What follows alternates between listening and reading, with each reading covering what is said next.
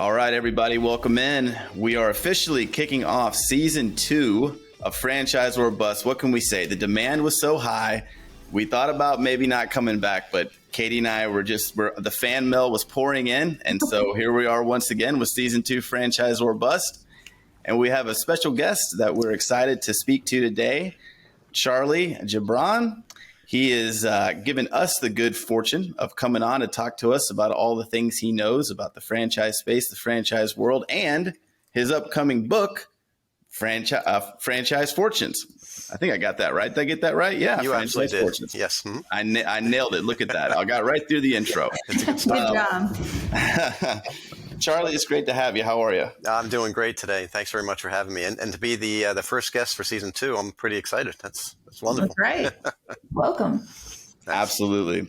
Well, Charlie, we're super excited to have you. Like you said, our whole game here is we love to talk about the world of franchising and, get some information that folks who listen to us can really take home and learn about. So I guess we'll kind of just get started. If you wouldn't mind, just very briefly tell us and folks who are listening just a little bit about you, and then we'll start digging into all the good things that you know so we can learn something. Now, the basic about me is that I'm a CPA, and I've been a CPA since 1986. So I started running my own firm in 2003, which ironically was the same time that my partner and I began searching for the right franchise to open. And we opened our first in 2005 and then our second one in 2007. It was a Dunkin' Donuts Baskin Robbins combo in the first operation. And then the second was a freestanding Dunkin' only. And I did that both during tax season and while still growing the accounting firm.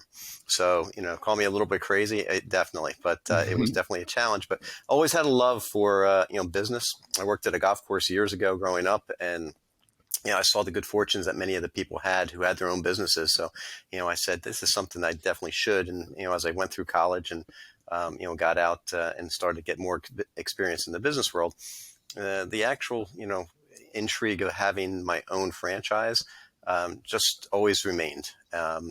The first guy that I remember meeting was back in early. It was a gentleman in the Lehigh Valley, Pennsylvania area. He had opened up his a McDonald's.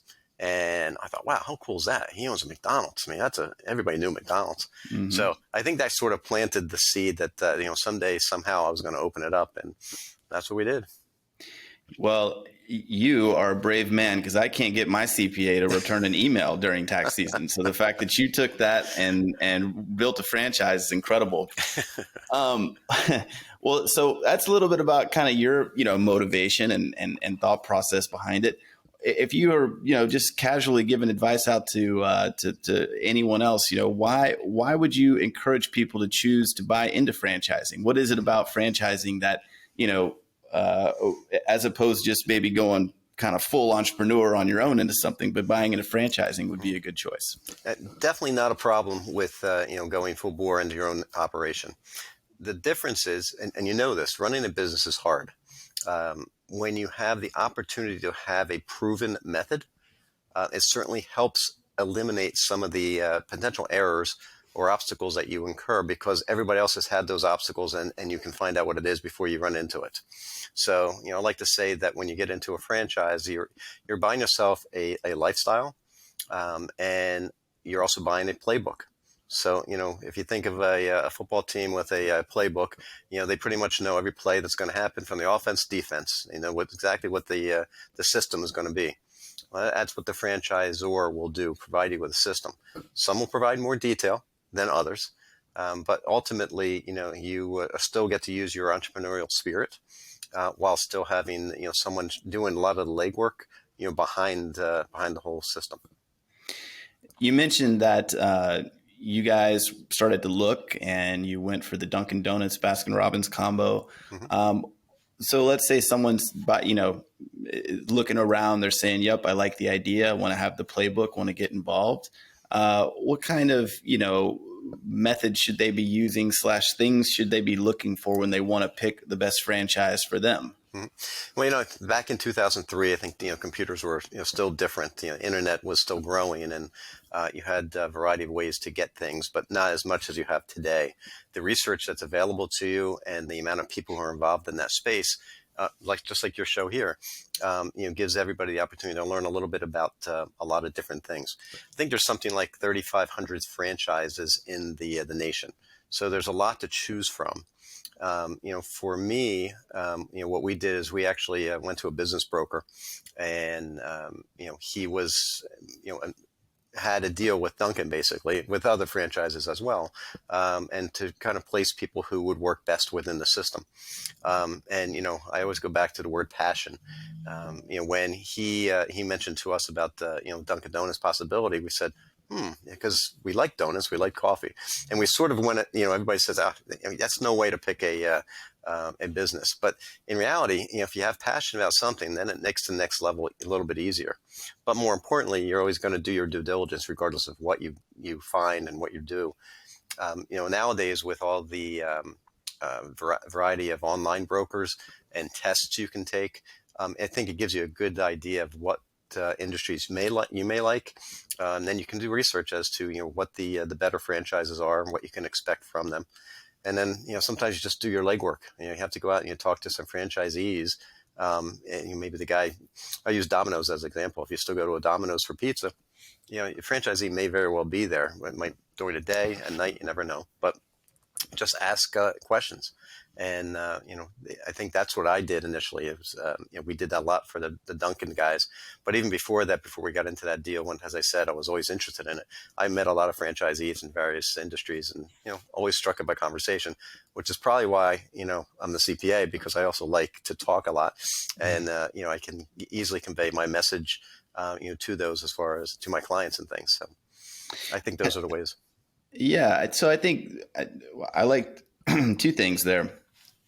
Kind of sounds like you need to at least like the brand, right? You can't just go into something you have no interest in. Yeah. But the passion is even more than that. You kind of have to have a passion for the world of franchising you're going to get into, talking to fellow peers, talking to folks who are involved, so that you can start to have the building blocks to really succeed. Because when you first get into something, it's like anything you try. You don't know what you don't know. So networking and talking to people is super important. Mm-hmm. It's an interview process, and you have to like the franchisor. In theory, is your boss, because they're going to provide you with a lot of rules and things you have to follow. But you have to also like the system, and then like the product and things. And a variety of industries, as you know. I mean, obviously mine was the food side, but in my book I talk about owning a gym. I talk about owning a lawn care company, like lawn doctors and those type of things. I mean, some people just love being outside and love, making things beautiful. So, landscapers, people like pets. There's dog training things now. So, pretty much any industry has developed some type of, franchise. And it's pretty cool because there's a lot more options, I think. There were a lot of options back then, but I think there are a lot of little ones now that are going to be expanding in the future. For sure. So we've got an expert in both franchising and in numbers, and that's important. So talk to us a little bit about economics. Let's dive into you've established which brand you have a passion for. You understand that you're going into a model that has some consistency and things that you want to see in a playbook. Now, what are you kind of looking for on the economy side? How do you get in? How do you break in, get the funding to start the business, and what do you need to see kind of, as a return? And maybe that's as far as how many years it takes or whatever it may be. But yeah, give us some examples there. Well, obviously, the first thing you do is when you sign the documents and things, the franchisor will give you some information about the estimates of what you probably could make. And those are just really estimates. You never quite tell. Location, as we know, is so important in a variety of industries, both franchise and non. So, it really depends where you kind of open up, the geography and, just the way of the people, number of people in the area make a difference. But, realistically, once you get those numbers, you should take a look at, talk to your experts like me and, look at a break-even analysis and get to understand what the potential is, because the numbers they have are always going to be skewed to a certain extent, because you could have 15 units in New York City, 15 units in Chicago, and a couple more in LA, and then you want to open up in a small town. Well, you may not have the same demographics that you have in those varieties, so you have to take that all into account. What the rents are going to be and so forth. to fund it, there are a variety of ways to do that as well. I mean, obviously, the first thing everybody thinks of is banks, and banks love it because a lot of times the franchisors will have I'll say a deal to be pre-approved to with a bank to lend and so forth. But they always end up going with the SBA, which is good and bad. The SBA is asks for a lot of detail. And that's, again, where people like me come together and put the package together. So hopefully it makes the process go a lot easier. But once but the interest rate's a little bit higher than a conventional one. The term is a little bit longer, which is better. But those are some of the issues. But typically you still have to put 20% down. In some cases a little bit less, but that's usually the case. So, but I think the other key that's important here is, and what people miss is that everything that you are doing in preparation of getting into that potential business is now a cash infusion. So, when you go to count that 20% that the SBA may be looking for, all those expenses will count toward that. The franchise fee that you end up paying, and the lawyers and people like that. Those are your initial investments, and sometimes people forget about that, and they say, "My gosh, I'm going to come up with $100,000." Well, you probably have 20,000 into it, and you don't even know it. So that's always good. Then people will borrow against their house. That's not a bad way. I mean, you have to think that some of your larger franchises are expensive. Especially if you're going to build it ground up, and you're going to spend $1.5 million between equipment, land development, and so forth. And then there's some smaller ones. I mean, if you go online, there's a variety that you can get in for $100,000 to $200,000. Loans are a little bit easier, but sometimes just going against your house will be enough to borrow against it, and then maybe some savings that you have. So, a couple different ways. Yeah. So one thing you mentioned that I think is super important. So, we live in the world of advertising for franchise brands. So we understand the dynamic, like you said a minute ago, of you got your big kind of big market locations versus your small market locations, and how those economics can differ, and how the just the flow of volume can differ in those areas. So if you had to pick between the importance of where the location of the franchise is versus maybe the difference of like let's say they're two similar models. You have a relative passion toward each. One had a great location. One had an okay, kind of okay location. But let's say you just tend to like that one a little better. What would your decision be there? What you'd want to go for? That's a tough one. I think it might end up being a toss-up, honestly, because I think, one, you have to work a little harder because you may have to build it up, do a little more market advertising and so forth to kind of get there.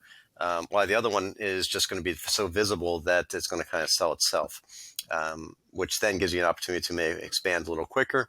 I liken it to a thought here that there's a lot of franchises that start in a geography, maybe out west in California, and they slowly move east. So a lot of people being in California say, "My gosh, that's a great brand. I like that." And then all of a sudden, the franchisor says, "I'm going to open the market up in Philadelphia." Say, "Well, that's great. Well, I'm going to be the only one in Philadelphia." So there's, when I pay my marketing fee, that's going to go for national marketing, but where's the money going to probably end up? Mostly out west until more and more are open. So now I have to really work extra hard to get mine to take hold. So I think given that scenario, I'm probably going to go with the one that has a better location because location sells, unless there's some intrinsic value about the second one that there's maybe a new development coming, or just something that has a foothold that may actually allow me to launch better. I think especially for a brand new franchisee, you want to probably have it be as low of a barrier to success as possible until you've got your feet wet and you begin to understand the world and what you're doing. And one of those things that's a big key to understanding it, especially if you're coming, you're kind of venturing into this path at the beginning, and that is attracting and retaining employees, which for any business owner, they know is a very high priority. And in the franchise space, certainly it is as well. What kind of just general thoughts and and maybe any tips that you've learned over the years for new franchisees as they venture into the world of like, well, now I have a staff, of 15 or 20 people that I've never really had before. Well, building a culture is the most important thing, because if you build the culture, people will enjoy working with you and for you. And I think it's sometimes hard, and some people overlook it because they get too busy in doing things. When we hired people, initially you're going to hire, pick a number, 50 people when you need 10. And that after the first week, a lot of people are going to drop off because they just don't cut it. I always tried to, hire people that had like personality, because I knew if they understood from me how I handle things, then, that'd be okay. It didn't always work out that way because they're a little bit different. I also, to a certain extent, also love to nurture, some employees, pick some people out that, needed some guidance. I thought that'd be pretty cool because, here I was, had a lot of business experience, and, they had these young kids and so forth. We can impart a little bit of that to them. And that worked in some cases. But, I think it's just, trying to pick the right people nowadays is kind of hard because, as they say, people can leave today and get a job tomorrow. So there's not that longevity that we used to have. But I think when I look at my firm here, again, not a franchise, but, we take care of our people, and the team, loves to be here. So I think if you build that culture and kind of, create the best family that you can, give them some perks, pay them well, which is not what you theoretically want to hear me say, but you have to, because, down the street, there's a couple extra bucks and people will leave. So I'd rather pay for people to keep than to let them wander for a dollar. Yeah, that's a great point. It's becoming difficult in kind of across the board employee retention, even if you do have a great culture, because there seems to be quite a bit of activity in terms of just more online poaching and things like that didn't used to be as much a part of the world that it is now. Yeah, you look at LinkedIn. I mean, you can be in the middle of a work day, and all of a sudden you get an interesting message and say, "If someone's interested in me," that's great. And it doesn't have to be in the professional world; it can be in this different world. So.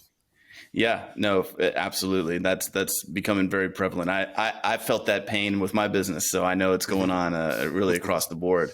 When you're, you mentioned how much it is to kind of get engaged, and if we want to pick something that we're passionate about, and good location and all those things, getting the good culture for employees.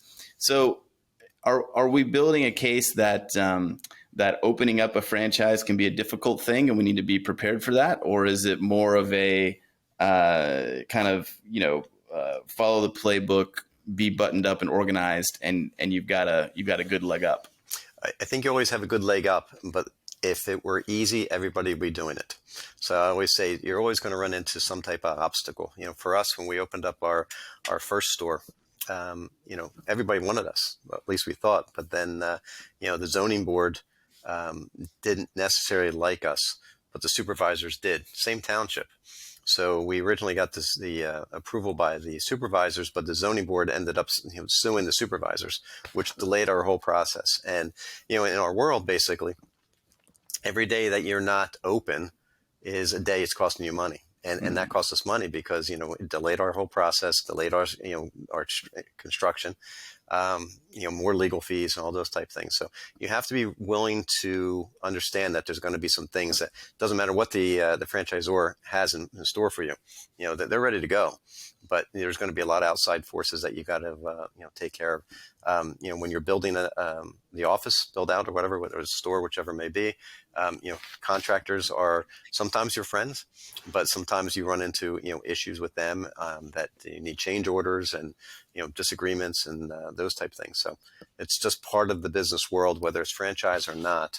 But again, once those doors open, you have pretty much the plan in place because you're trained.